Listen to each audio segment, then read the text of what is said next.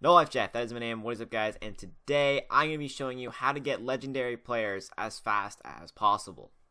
I'm going to be showing you 3 methods in order to get more coins in order to afford legendary players, and I'm also going to be giving you lots of tips on scouting so you can get your favorite legendary players in the transfers for you to buy. So tip number 1 is using your gems correctly. As you guys know, you cannot buy players for gems other than legendary agents and those superstars that come into the store. But those are not worth it, I'll tell you that right now. You get way more coins for your gems if you upgrade the commercial facility to, I'd say, at least tier 2, maybe tier 3. My commercial facility is at tier 2, but you can probably get it to tier 3 and it would still work. The reason why commercial facility is way better than buying legendary agents or the superstars is because the commercial facility lasts you forever. The legendary agents maybe give you a high payout rate first, however, in the long run, the commercial facility is actually better for your coins. And you also need some luck if you want to get a good player out of a legendary agent, because not everybody has that good luck. So as soon as you can afford a tier in the commercial facility up to, I'd say, level 3, then you should get it. Now here's some tips in order to get more gems. So the ways to get gems are to do your objectives, go through divisions in career mode, winning global challenge cups, and winning the bronze, silver, gold, and diamond cup. Finally, you can get gems for being number 1, 2, 3, or 4, I believe, in the online leaderboard. So in order to get more gems, to get more coins as quick as possible, to get those legendary players as quick as possible, you have to do all your objectives. And when you're playing career mode, in order to get the max amount of gems, you gotta come first place in your division. But that doesn't mean you have to win every single game. You can easily come first in your division by winning something like 10 games, so you can get through the divisions quicker if you quit a couple games. Also, you don't have to win every single game in your group stage match in the Global Challenge Cup, so you can quit those too. Now obviously that ruins your perfect record, but if you don't care about that and you want to progress more, you want to get more gems faster so you can get coins faster and you can progress through faster, then you have to do this. You're playing way less games for the same amount of gems if you just quit games, so I suggest you can do that. Now some good tips in order to get number 1 on your leaderboard is to play the events, because if you're good enough at the game and you'll win events, you'll get the 2x XP, which will get you even more XP for the leaderboard. Another strategy that could work is that if you just start the leaderboard on Sunday, as long as you grind all day Sunday, keep playing, keep winning, even if you lose, you still get XP. So if you truly grind all day Sunday and you check the leaderboard and you make sure you're first every single time, then it'll work. A leaderboard is created once you play 2 matches, and a lot of other people have also played 2 matches at the same time as you. So if you start the leaderboard a day from when the rewards are claimed, then you only have to grind for 1 day instead of having to grind the whole entire week. Tip number 2 is using your video ad double wisely. As you guys probably know, that after you finish a game, you'll have a little button there offering you to double your coin rewards with a video ad. You can only do this 10 times per day unless they changed it. I haven't checked, but last time I checked, you can only do this 10 times. So if you want to get the most coins out of each video ad, you have to wait till you get at least more than 30 coins as your reward, so you double that so you can get more coins.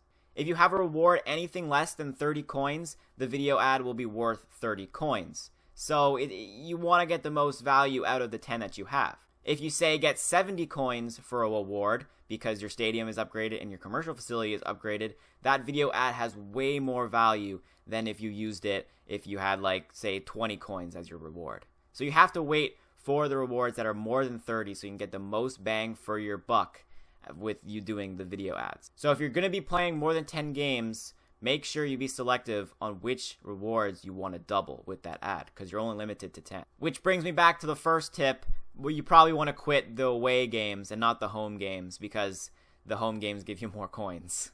So now we're going into the final tip for getting more coins, and then we will go into scouting tips. So the third tip is to play events. Once you've played through 15 games in the career mode, you unlock events.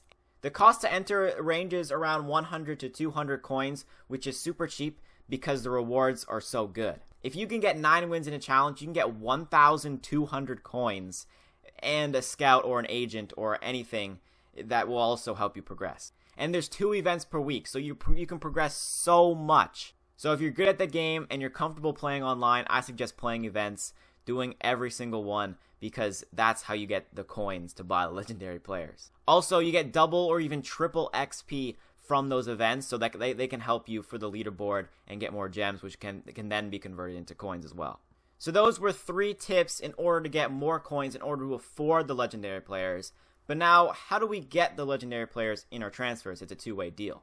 Through my experience, for legendary players to start showing up in your transfers, you need at least a 75 rated team. So in order to get that 75 rated team, you guys can go click on that video that I made to increase your team overall. But to put that video into summary, basically go into transfers, look at your team overall, and then buy the players that are actually higher rated than your team overall, and then your team overall will increase. And in order to see that team rating, by the way, you just have to look at the little person icon here, and then boom, you see your team rating. Say you've been using my tips and you're really good at events and you have lots of coins, or you decide to buy them or something, and the legendary players just aren't showing up, and you decide to scout, I'll give you some scouting tips. For the first scouting tip, you want to save enough coins to buy the actual player that you're looking for, or a legendary player if you're just looking for a legendary player after you scout. So legendary players go for around 1,300 to probably 3,000 coins. So if you want to have a safe bet in order to afford the legendary players, I'd wait till you have 3,500 coins at least before you use a legendary scout. So that way you don't use your scout and you finally get the player that you want, but then you can't afford them and then you're kind of stuck. The second tip goes for which scouts you should use. I did some math. We're going to look at strictly for legendary percentage because that's the players that you want to get fast. It's not the other common, rare, doesn't matter. So, for 75 coins, you have a 2% chance of scouting a legendary. For 240 coins, you get a 5% chance. And for 500 coins, you get a 15% chance. With 500 coins, you can technically buy 6.66666 common scouts. And you can buy just a little bit more than 2 rare scouts, technically. And you can just get 1 legendary scout with 500 coins. Using my probability knowledge, if you buy 6.666 common scouts, you will have a 12.6% chance of getting a legendary. What surprised me is that with rare coaches, you only have a 10.1% of scouting a legendary for those 500 coins. And obviously, legendary, you have a 15% chance. So buying legendary scouts is the best way in order to scout legendary players. You get the highest chance of getting them.